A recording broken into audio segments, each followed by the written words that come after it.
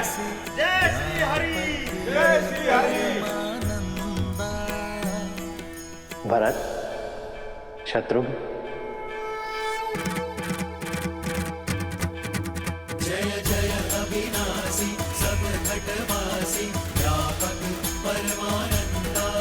जय जय अविनाशी सब घटवासी व्यापक परमानंदा। अभिगत होती तम चरित पुनीतम माया रहित मुकुंदा। जिगिरागी विरागी अति अनुरागी विगत मोह मुनि वृंदा। सिंहासन ध्यावहि गुण गण गावहि जयति सच्चिदानंदा। जय जय अविनाशी सब घटवासी व्यापक परमानंदा। अभिगत होती तन चरित पुनीता माया रहित मुकुंदा।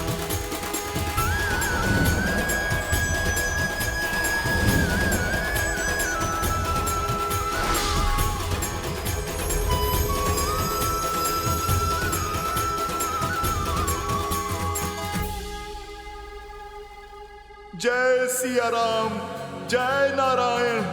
जय श्री राम, जय जय अविनाशी, जय श्री नारायण।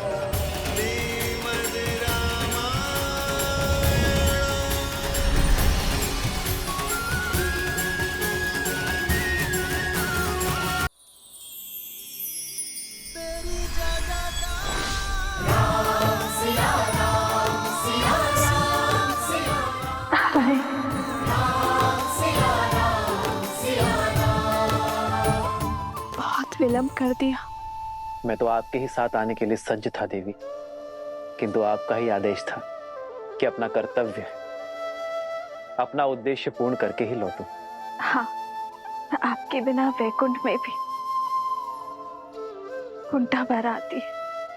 अब तो मैं आ गया हूं देवी, अब भी आपकी दृष्टि में चमक नहीं। आपका ही उलाना था कि मैं हर बार आपको एकाकी छोड़ देता, किंतु इस अवतार में आप मेरे साथ रही देवी। इस अवतार में पूरा वैकुंठ मेरे साथ जाएगा देवी, और आप मेरी प्रतिछाया होंगी, क्योंकि अपनी श्री के बिना इस विष्णु का कोई अस्तित्व नहीं है देवी। हाँ, देखा ना आपके साथ विवाह के पश्चात परिस्थितियों के कारण अलग होना पड़ा, और फिर कर्तव्य के कारण फिर से वर्षों का बिछोह सहना पड़ा। यही हमारी नियति है देवी, वैकुंठ में हो या धरा पर, अपना उद्देश्य पूर्ण करने के लिए, एक दूसरे को संपूर्ण करने के लिए एक दूसरे से बिछड़ना ही पड़ता है। हमने ये पीड़ा भोगी संसार के लिए, पहली बार इस संसार को आतंक से मुक्ति देने के लिए, दूसरी बार इस संसार को नारी का महत्व समझाने के लिए, अपने कर्तव्य निर्वहन के लिए। आप तो विष्णु के प्रणाम पात्र हैं देवी। रहने दीजिए, आप लक्ष्मी को मनाना अच्छे से जानते हैं। और आप क्या जानती हैं? यही कि अंततः श्री राम लीला संपूर्ण हुई, जो सदा इस संसार में रहेगी। रामलीला नहीं देवी,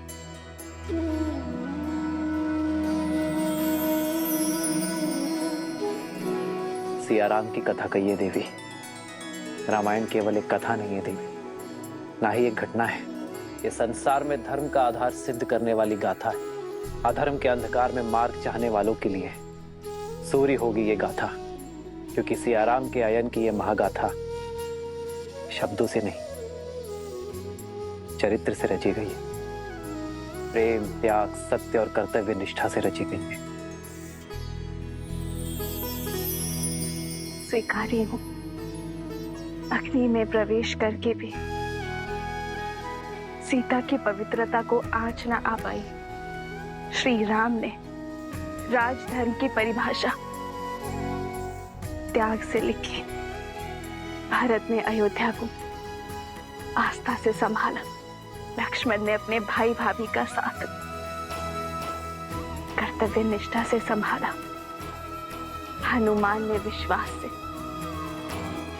100 योजन लंबा सागर पार किया। ये सब घटनाएं अद्भुत किंतु सत्य घटनाएं घटी है और इन्हीं गुणों की सीख है रामायण। सत्य कहा देवी। रामायण की एक कथा सुनी नहीं, जी जाएगी। संसार हर पति हर पुत्र में राम को खोजेगा, हर भाई में भरत, हर स्त्री अपने पुत्र में लवकुश और देवर में लक्ष्मण को खोजेगी। हर रावण के विरुद्ध दुर्बल व्यक्ति हनुमान से सीख लेकर खड़े होंगे। जिस भी मन में प्रेम, कर्तव्य और धर्म, उन सभी के मन में रामायण सदा रहेगी। जब भी कोई पापी धर्म की सीमा लांघेगा, अनंत सागर का दुर्ग उसकी रक्षा नहीं कर पाएगा। संसार की कोई शक्ति उसका कवच नहीं बन पाएगी। धर्म हर सागर पर सेतु बांधकर, हर कवच को तोड़कर उसका अंत करेगा, फिर से स्वयं को स्थापित करेगा। यही है रामायण की कथा।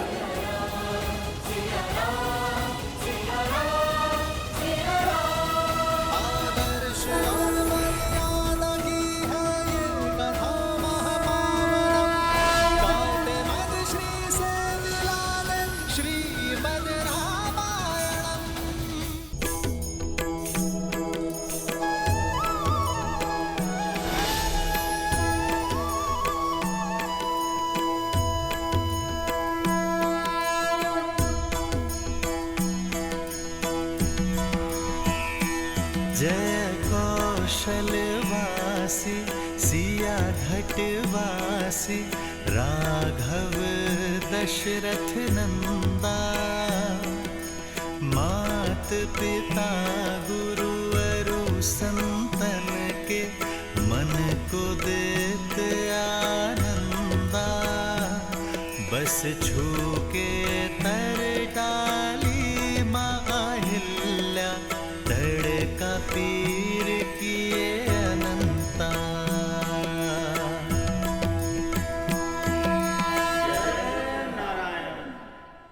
एक प्रश्न है नारायण, यदि मृत्यु लोकवासी रामायण किसी भुला बिसरा बैठे तो क्या होगा? यदि किसी दिन किसी के भी मन में राम नाम शेष ना रहा तो? युग आएंगे, युग जाएंगे, बदलेगा समय, बदलेगा जीवन का सोपान। हाँ, होंगे कई युद्ध प्रखर, जग में नर फिर मांगेगा त्राण। उभरेगा अंधकार का भय भी, फिर से जन्मेगा अभिमान। किंतु भय पर भक्ति की विजय कराने, आधार धर्म का प्रखर कराने, रामायण को अमर बनाते हैं। सदा रहेंगे वीर हनुमान।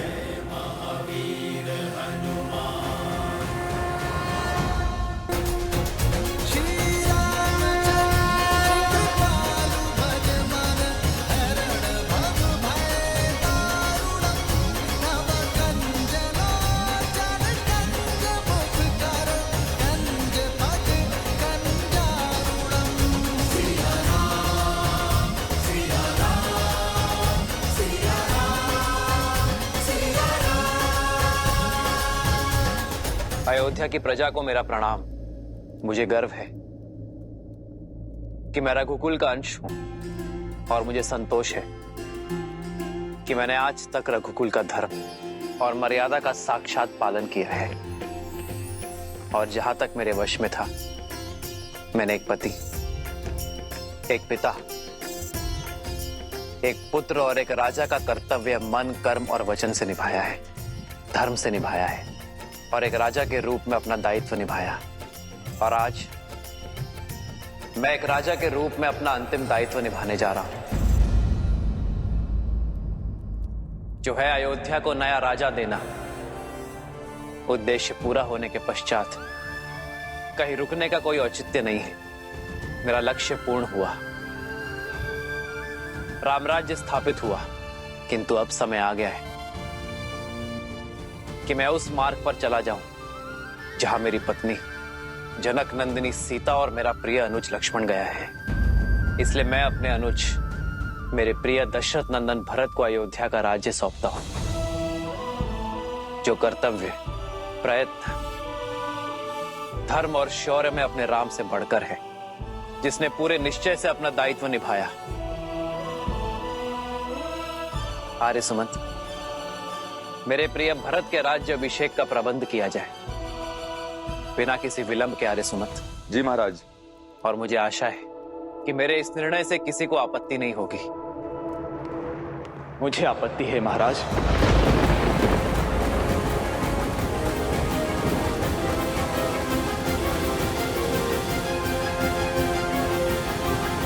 मैं दशरथ नंदन भरत से अधिक राम अनुज भरत हूं भैया।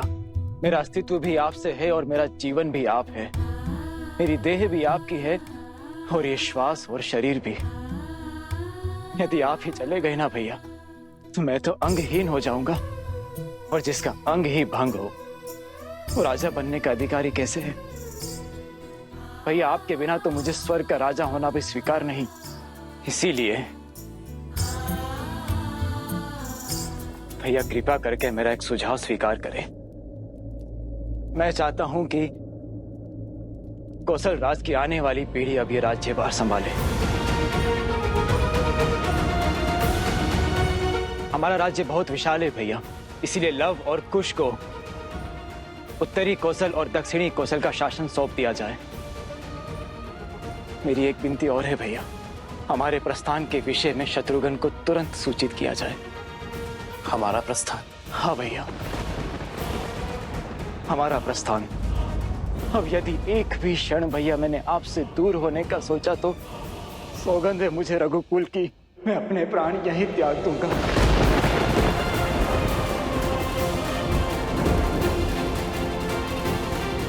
मेरे प्राण यहीं निकल जाएंगे भैया।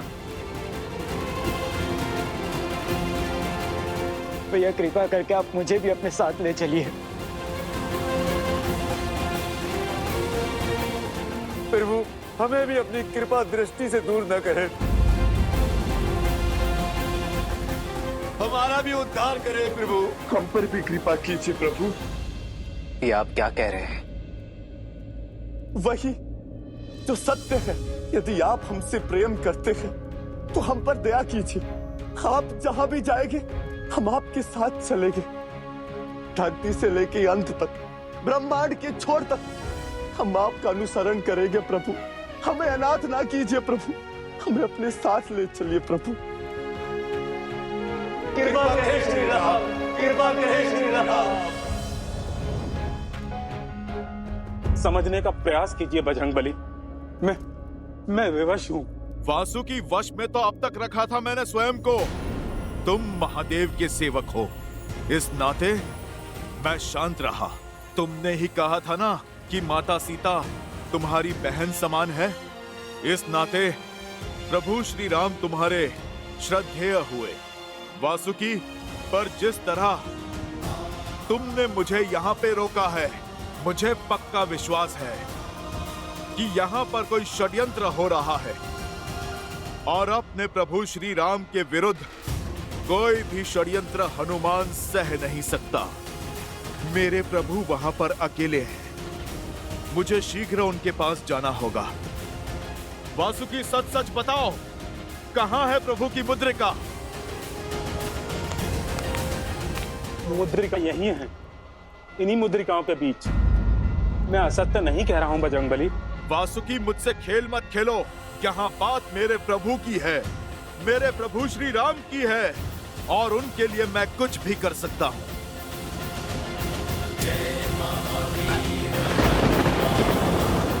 शांत हो जाओ पवन पुत्र, शांत हो जाओ। मुद्रिका वही है, ध्यान से देखो।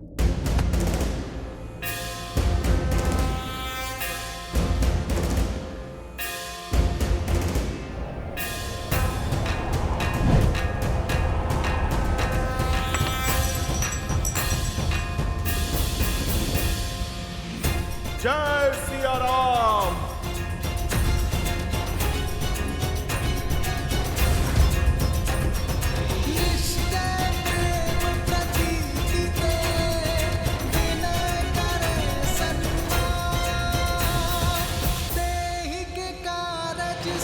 फल शुभ सिद्ध करे हनुमान।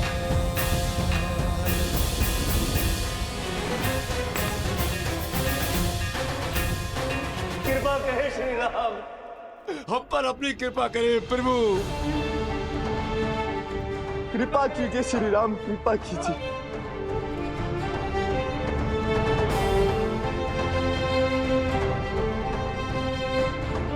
जैसी आप सबकी इच्छा। जय सिया राम, जय सिया राम। लवकुश, मेरे पुत्रों, कोई व्यक्ति संसार से कुछ नहीं लेकर जाता, पर मैं लेकर जा रहा हूं अपने पुत्रों पर गर्व। तुमने अपना शौर्य, करुणा और धर्मनिष्ठा सिद्ध की है। एक सच्चे क्षत्रिय की भांति धर्म की रक्षा की और अपनी प्रजा के मन को विजित किया। किंतु अब समय आ गया है मेरे पुत्रों कि तुम दोनों रघुकुल की विरासत को संभालो। जैसे मेरे अनुज भरत ने सुझाव दिया, रघुकुल को ऐसे ही गौरवान्वित करते रहना।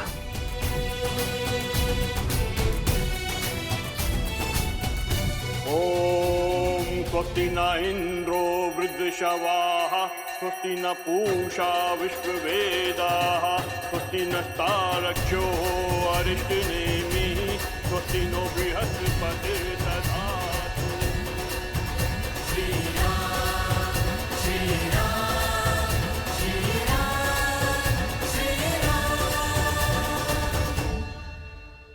खुश, दक्षिण कौशल की भूमि तुमने अपने साहस से पाई है, इसलिए तुम उसका शासन संभालोगे। लब, उत्तरी कौशल प्रतीक्षा में है तुम्हारी बल और बुद्धि की छाया में उत्थान करने के लिए। मैं तुम दोनों की पीड़ा समझ सकता हूं, जानता हूं यह पीड़ा बड़ी है, किंतु जो बड़ी बाधा का सामना करते हैं, बड़ी पीड़ा का सागर पार करते हैं, भविष्य केवल वही रचते हैं। इसलिए शोक में समय मत गवाओ मेरे पुत्रों। इसी क्षण से अपने कर्तव्य के पालन में जुट जाओ। ये बहुत बड़ा उत्तरदायित्व है मेरे पुत्रों। रघुकुल का मान बना रहे। ये वासुकी का या मेरा नहीं हनुमान, ये तो नियति का खेल है। क्यों हनुमान, क्यों आप जैसे महान आत्मा को पहले ये नहीं दिखा? यही है नियति।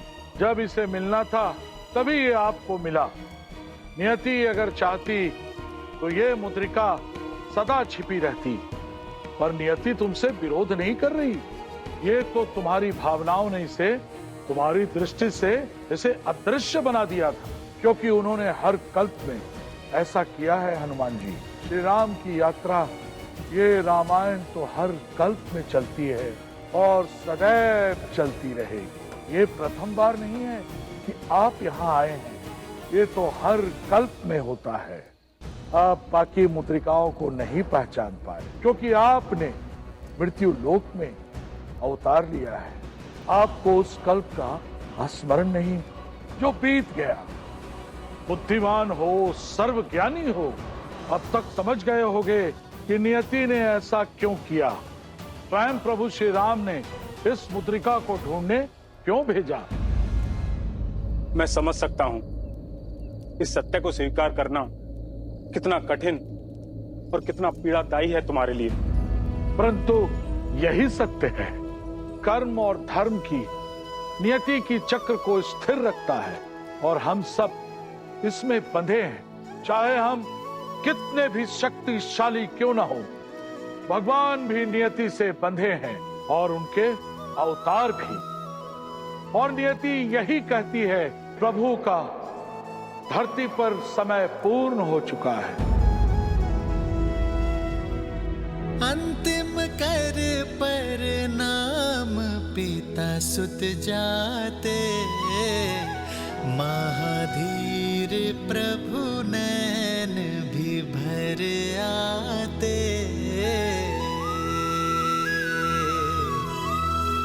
मनुज वही सह पीड़ा जो कर्म निभाए, रामायण गाथा यह पाठ सिखाए।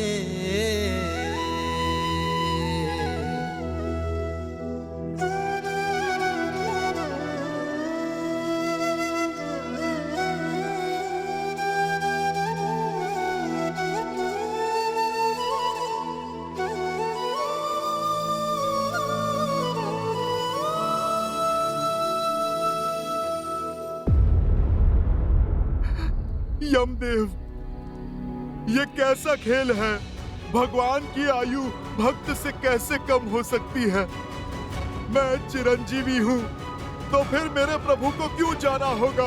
क्योंकि तुम्हारी नियति सिर्फ इस युग में रहकर प्रभु की सेवा करनी नहीं है।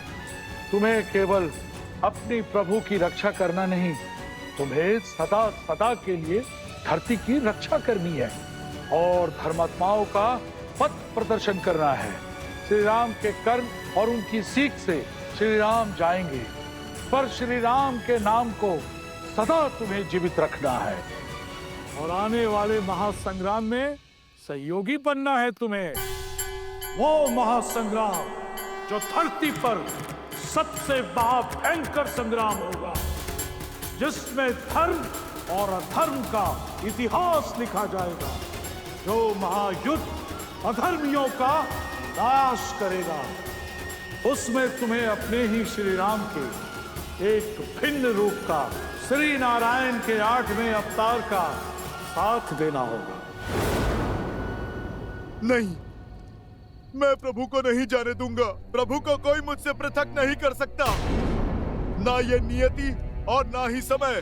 नियति भी यही चाहती है कि आप सदा उनसे जुड़े रहें, उनके नाम के साथ सृष्टि के अंत तक। इसलिए आपको उनके भौतिक रूप से पृथक होना होगा। हनुमान, कदाचित आप भूल गए, आपने स्वयं ही श्री राम से पृथक होने का स्वीकार किया था, वो भी उनके ही भले के लिए। स्मरण है लंका की महारानी मंदोदरी का श्राप?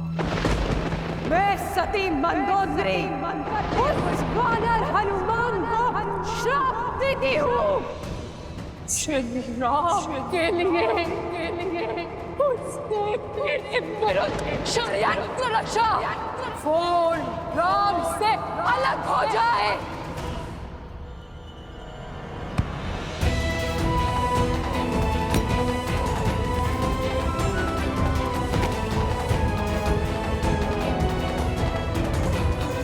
पापी हूं मैं, अधम वानर जो ठहरा।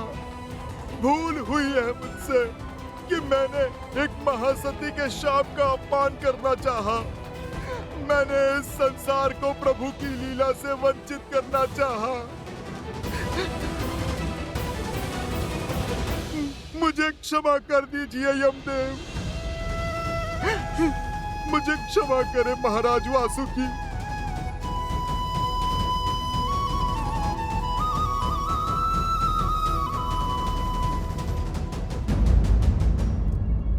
मथुरा नरेश श्री रामानुज दशरथ नंदन शत्रुघ्न सभा में पधार रहे हैं। शत्रुघ्न,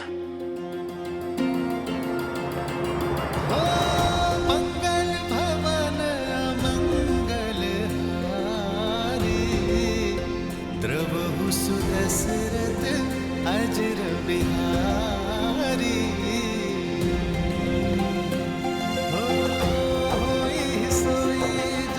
राम रचिरा करी तर बढ़ावे सा।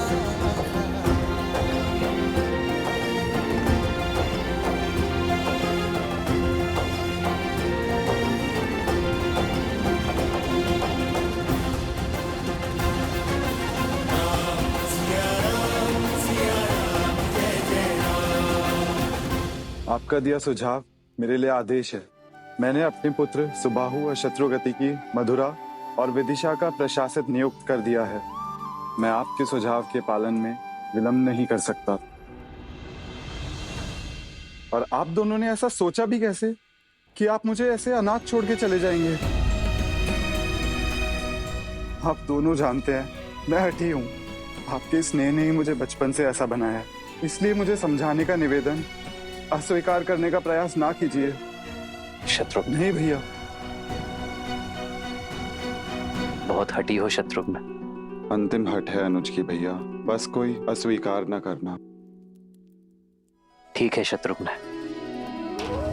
जय सिया राम, जय सिया राम। जय सिया राम।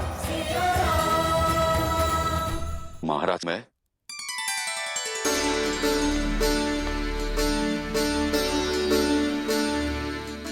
अग्नि को साक्ष्य रख के मित्रता की है मैंने तुमसे।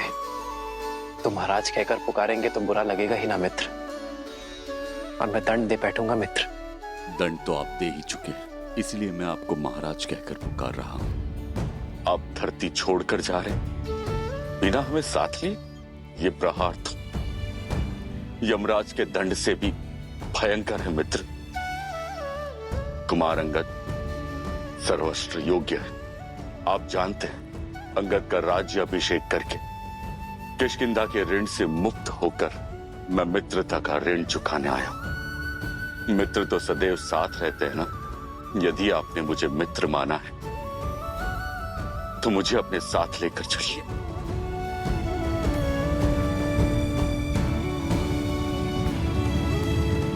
तुम साथ आ सकते हो मित्र। भजु मन राम नाम सुखदाई। प्रभु, इस सेवक विभीषण ने क्या पाप किया है? क्या दशानन भैया के दुष्कर्म मुझे भी भोगने होंगे? क्या आप मुझसे, क्या आप लंका से रुष्ट हैं प्रभु? प्रभु, मैं भी आपकी इस यात्रा में सहभागी बनना चाहता हूं।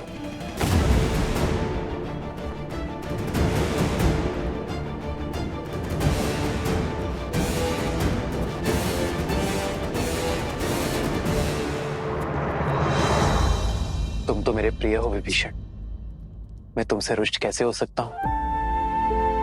किंतु तुम मेरे साथ नहीं जा सकते विभीषण, क्योंकि लंका के अंधेरे आकाश में तुम इकलौते आकाश के तारे हो। अपनी जन्मभूमि के हित के लिए तुम्हें यह पीड़ा सहनी होगी मित्र। विनाश और अहंकार असुरों की मूल वृत्ति है, उसे वश में रखना कार्य है तुम्हारा विभीषण। जब तक संसार में सूर्य, चंद्र और मानव रहेंगे तुम्हें रहना होगा विभीषण। जब तक संसार में मेरा नाम रहेगा तब तक तुम यहां रहोगे, ताकि असुरों को धर्म के मार्ग पर बनाए रख सको। मैं अपने प्रभु के आदेश का पालन करूंगा। मैं लंका में धर्म का राजदंड संभाले रहूंगा प्रभु। सदा आपके चरणों में रहूंगा प्रभु।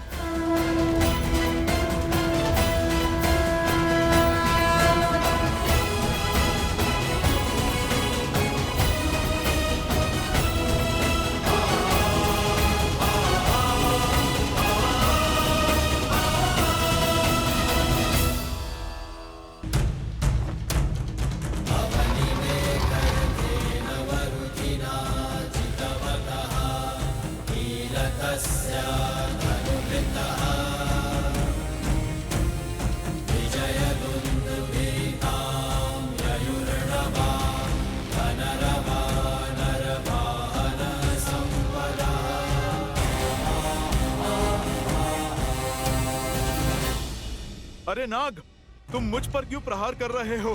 मैं कोई असुर नहीं हूं।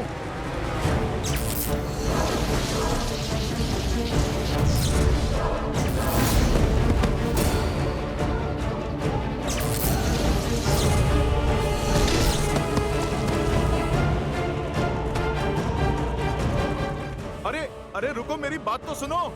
मैं प्रभु श्री राम का दास हनुमान हूं।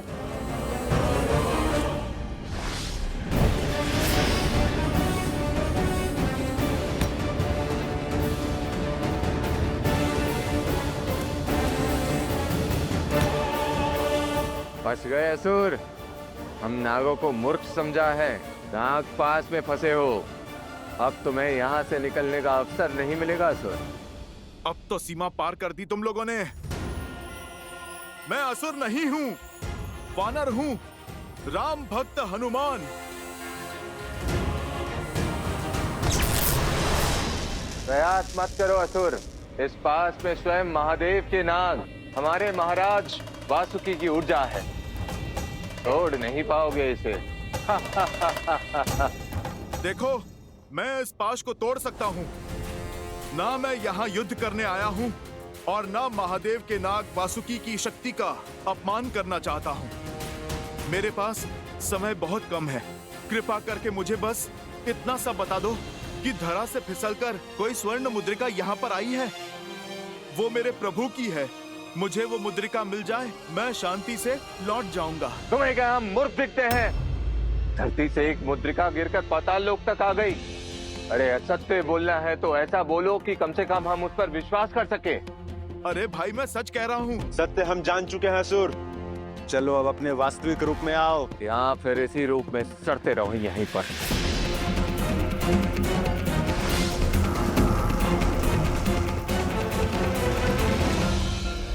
बहुत हुआ, अब तक मैं शांत था क्योंकि तुम लोग सत्य नहीं जानते थे।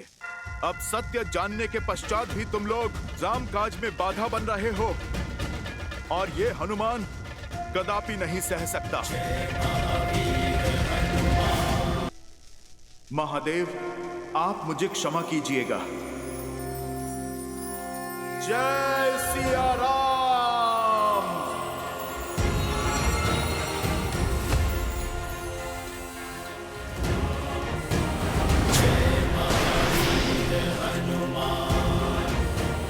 बहुत बातें कर ली, अब तो मुक्कालात हो जाए।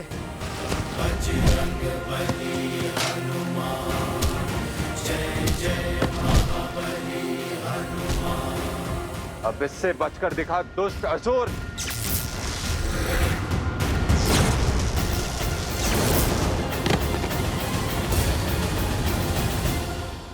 सभा में बिना अनुमति प्रवेश का दंड जानते हो सैनिक? एक वानर है जो स्वयं को हनुमान बताता है।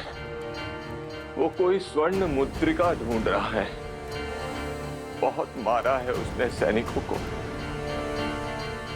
हो सकता है कि मुद्रिका की खोज में हनुमान यहां आए, किंतु महाबली उन्हें रोकने का प्रयास करेंगे, परंतु वो उनसे भी पार करके नागलोक में आ सकते हैं। तो किसी भी मूल्य पर तुम्हें कम से कम 3 प्रहर से अधिक समय तक हनुमान को बिना ज्ञात हुए उन्हें रोके रखना है, ताकि श्री राम अपने शरीर का त्याग कर बैकुंठ धाम लौट जाए और अगले युग का आरंभ हो। शिवांश है वो, उन्हें अकारण रोकना अत्यंत कठिन होगा। तुम्हें बस हनुमान के राम काज में विलंब डालना है और कारण अनेकों हैं।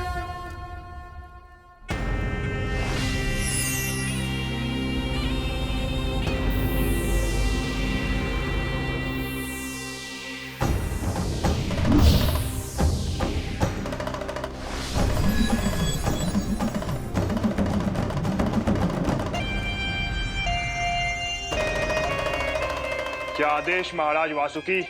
तुम्हें एक महत्वपूर्ण कार्य सौंप रहा हूं। हनुमान किसी कार्य से यहां आ गए हैं और उन्हें लगता है कि वो रामकाज, परंतु उनका यहां रामकाज में बाधा होगा। तुम्हें उन्हें आगे बढ़ने से रोकना होगा, कम से कम 3 पहर के लिए। भाग्यशाली हूं मैं जो प्रभु राम की लीला के अंतिम समय में उनका काज साधने का अवसर मिल रहा है। किंतु आप स्वयं क्यों नहीं जा रहे नागराज? क्योंकि यदि मैं गया तो मैं उनके सम्मोहन में आ जाऊंगा और फिर मैं भगवान महादेव का सेवक हूं। स्वयं महादेव के अंश के साथ लड़ नहीं सकता। तो आज्ञा दीजिए नागराज।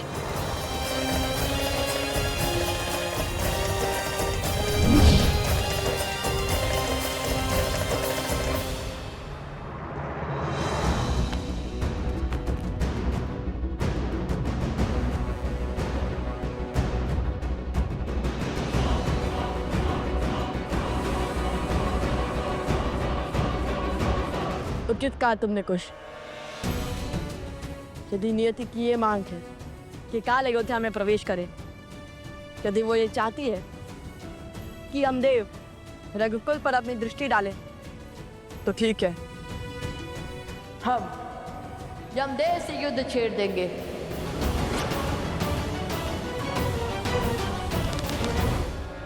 भैया मुझे जाने दीजिए, मैं समझाता हूं उन्हें। वो कौशल राज का भविष्य है। ऐसे स्वच्छंद व्यवहार करके रघुकुल की रीत नहीं तोड़ सकते। उन्हें सीखना होगा कि अपनी भावनाओं पर नियंत्रण कैसे पाया जाए। एक दिन पूरा राज्य उनके हाथों में होगा।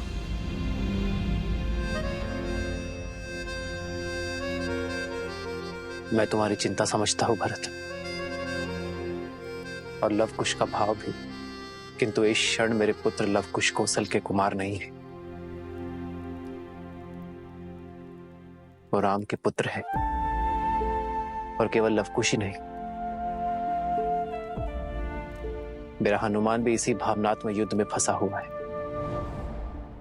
क्या लगता है तुम्हें भरत? हनुमान ये नहीं जानता कि नियति अमर है, कि चाहे वो अपनी जितनी ही शक्तियां क्यों ना बटोर ले, नियति के पार नहीं जा सकता। और अब मेरे लवकुश सदा अपनी मर्यादा में रहे, तो आज उन्होंने अपनी सीमा क्यों तोड़ी? आज ही क्यों भरत? स्मरण है मुझे, जब मुझे वनवास जाना था तब तुम कितने भावुक हो गए थे। रघुकुल की रीति तोड़ हमारी माता कैकेयी को भी अपशब्द कह बैठे थे। भैया, हनुमान भी नियति से लड़ना चाहते हैं। लवकुश आपका अंश होने के बाद भी, हनुमान के महादेव का अंश होके भी नियति नहीं बदल सकते? नहीं भरत, न लवकुश, न हनुमान और न ही स्वयं में नियति को कोई नहीं बदल सकता।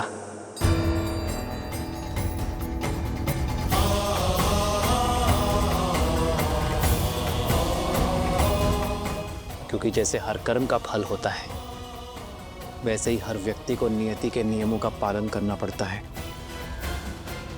कि चाहे मनुष्य हो या देवता, नियति के चक्रव्यूह से कोई बाहर नहीं जा सकता।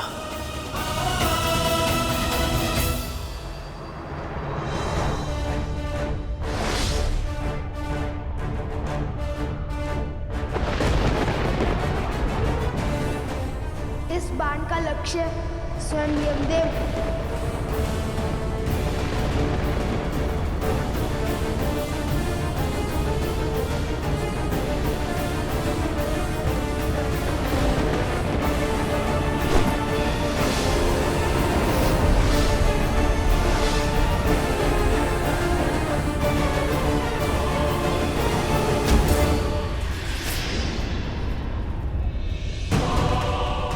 जाओ लेकर आओ।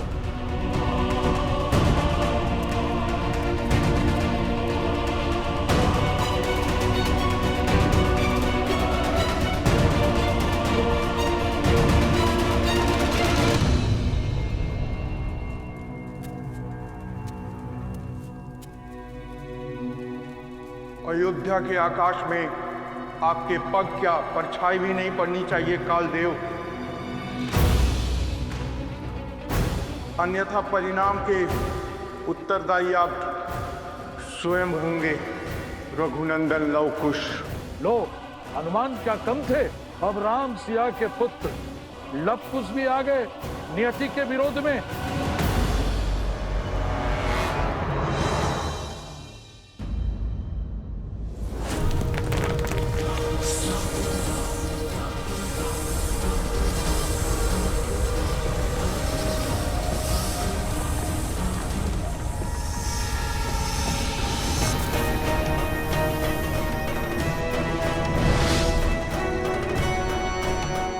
प्रणाम स्वीकार करें महाबली हनुमान, मैं आपका भक्त हूं। आपके पुत्र मकर ध्वज से आपकी शौर्य गाथा सुनता आया हूं। मुझे आशीर्वाद दें हनुमान जी। चलो, मुझे किसी ने तो पहचाना, अन्यथा सब मुझे असुर ही समझ रहे थे अब तक।